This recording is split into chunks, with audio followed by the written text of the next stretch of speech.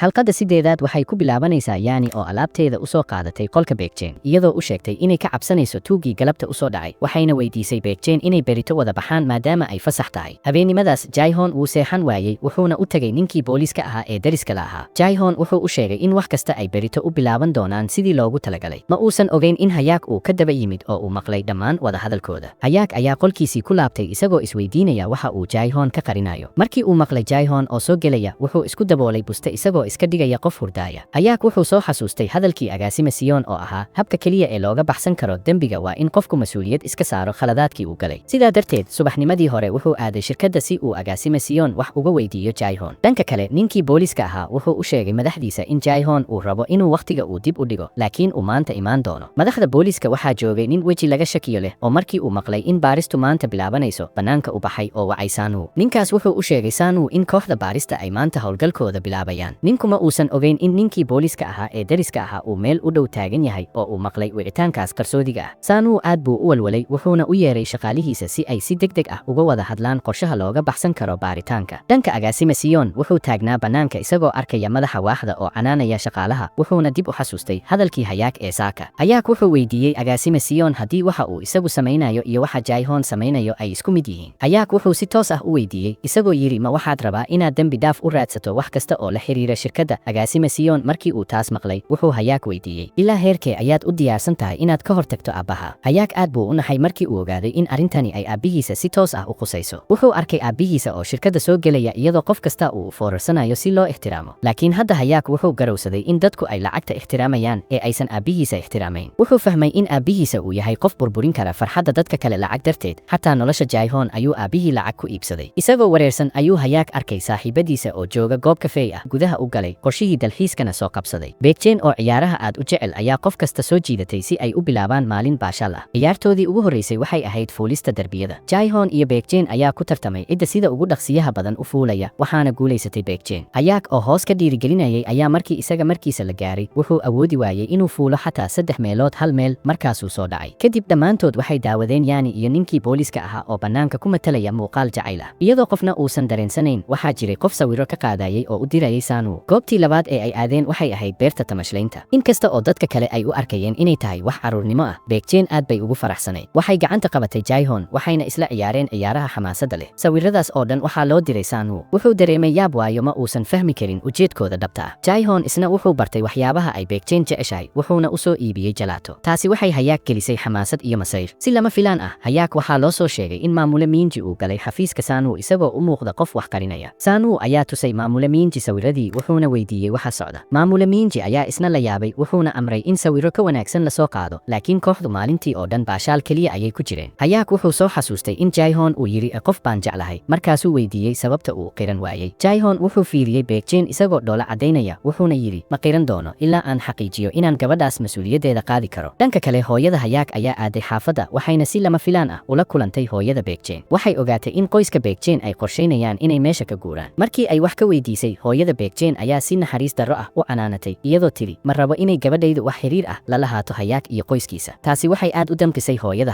Hayaak wuxuu iska dhigay qof calool xanuun haayo si uu Jaehoon iyo Beekjeen fursad ugu siiyo inay wada raacaan gaariga hore isaguna wuxuu kaxeeyey yaani iyo booliiskii isla waqtigaas maamule Minji iyo Sanu waxay ogaadeen in ninkii booliiska ahaa uu ahaa qofka daba socda Hayaak isagoo gaariga wada Hayaak waxaa soo gaaray xog ah in maamule Minji uu soo diray qof kale oo daba socda markaasuu qorsheeyey sidii uu u joojin lahaa ninkaas jaajuuska ah Hayaak wuxuu ku qasbay ninkii inuu gaariga ku wareejiyo isaguna wuxuu u kaxeeyey dhanka kale Beekjeen ayaa soo wacday Hayaak si ay u weydiiso xilliga uu soo laabanayo laakiin wuxuu u sheegay inay arrin degdeg ah soo baxday oo uusan imaan karin Hayaak wuxuu Beekjeen ku dhiirigeliyey inay iska baashaasho isagoo xataa ilmeeyey waqtigaas wuxuu rabay inuu fursad iyo meel gaar ah uu siiyo Jaehoon iyo Beekjeen si ay u sheekaystaan labadoodii waxay isla daawadeen sawiradii Jaehoonna wuxuu u qirtay Beekjeen waxa uu nolosha ugu qoomameeyo oo ah in markii ay jacaylka u sheegatay sanado ka hor uu awoodi waayey inuu u jawaabo Jaehoon ayaa laabta geliyey Beekjeen kadibna dhabarka u jeediyey oo iska baxay markii ay yaani iyo booliiskii ay yimaadeen Jaehoon lama arkin booliiska waxaa soo gaartay fariin uu Jaehoon u soo diray oo ah inuu hadda u socdo inuu sirtii soo sheego wuxuuna ka codsaday booliiska inuu Beekjeen isha ku hayo isagoo gaariga wada Jaehoon wuxuu ogaaday in gaari kale uu daba socdo wax yar kadib gaarigii kale ayaa soo barbar istaagay waxaa dhex fadhiyey walaalka Hayaak ee Sanu Jaehoon waxaa hareerayay oo ka haystay koox rag ah oo dhar madow xiran dhanka kale Beekjeen iyo saaxiibadeeda aad bay u walwaleen markii ay Jaehoon la xiriiri waayeen Beekjeen waxay jeebkeeda ka heshay memory waxaa soo baxday in in Jae-hoon uu jeebka ugu riday markii uu laabta gelinayay. Baekjen waxay fahantay in xaaladdu ay xun tahay, waxayna amartay in Hayaak la waco. Hayaak isna wuxuu u orday shirkadda Sunwoo si uu u weydiiyo meesha uu Jae-hoon geeyey, laakiin Sunwoo ayaa ku canaanay inuu qoyskiisa u hiilin waayey, wuuna ka tegay isagoo iska indhotiraya qayladiisa. Jae-hoon waxaa loo geeyey maamule Minji, halkaas oo lagu jirdilay laguna garaacay, laakiin wuu diiday inuu hadlo. Booliiska ayaa ogaaday in Jae-hoon la xiray, waxaana la ogaaday in ninkii booliiska ahaa ee xogtaas bixiyey uu ahaa kii saaka xafiiska u galay madaxda booliiska si uu u jaajuuso. Jae-hoon wuxuu sii ogaa wax walba, waana sababta uu cadaymihii oo dhan ugu riday meemoriga uu Baekjen u dhiibay. Subaxnimadii dambe Hayaak wuxuu keenay meemorigii shirkadda, wuxuuna arkay dadkii oo alaabtii Jae-hoon xafiiska ka raraya. Waxay sheegeen in Jae-hoon loo xiray dembi ah inuu lacag xaday. Baekjen markii ay warkaas maqashay, naxdin darteed ayay ugu oroday shirkadda si ay Hayaak u hesho. Hayaak wuxuu u sheegay inuu qaadi doono waddo aan cidna dib u geysan doonin, wuxuuna Baekjen ka codsaday inay aaminto. Wuxuu u ballan qaaday inuusan weligii niyad jabin doonin. Hayaak isagoo wada dukumentiyadii caddaynta ahaa ayuu si toos ah u aaday xafiiska gudoomiyaha. Intii uusan gelin wuxuu arkay aabaha Jae-hoon oo isagoo ooynaya gudaha u galay. Aabaha Jae-hoon wuxuu jilba joogsaday gudoomiyaha hortiisa isagoo baryaya in wiilkiisa loo naxariisto. Wuxuu soo xasuusiyey gudoomiyaha inuu isagu mar hore dembi ka galay oo uu dusha saartay khaladaadkii gudoomiyaha wiilkiisa. Sunwoo oo halkaas joogay ayaa xanaaqay, wuxuuna ku hanjabay haddii uu arrintaas mar kale soo hadal qaado inuu Jae-hoon si xun u geli doono. Markii uu aabaha Jae-hoon soo baxay, wuxuu arkay Hayaak. Isagoo quus jooga ayuu jilba joogsaday oo ka codsaday Hayaak inuu wiilkiisa badbaadiyo. Hayaak ayaa galay xafiiska gudoomiyaha, wuxuuna si degan uga baryay inuu cafiyo Jae-hoon. Hayaak wuxuu ku eedeeyey walaalkiisa Sunwoo inuu Jae-hoon garaacay oo uu jid dilay, taasina ay tahay sababta uu Jae-hoon u go'aansaday inuu shirkadda khiyaano. Hayaak ayaa soo saaray dukumentiyo badan oo uu siiyey aabihiisa, isagoo ku andacooday inay yihiin kuwa ka yimid dhakhtarka. Hayaak wuxuu iska dhigay mid doqon ah oo aan waxba ogeyn si aabihiisa uusan uga shakinin. Si kastaba ha ahaatee, Sunwoo ayaa tuhun galay, wuxuuna Hayaak weydiiyey halka uu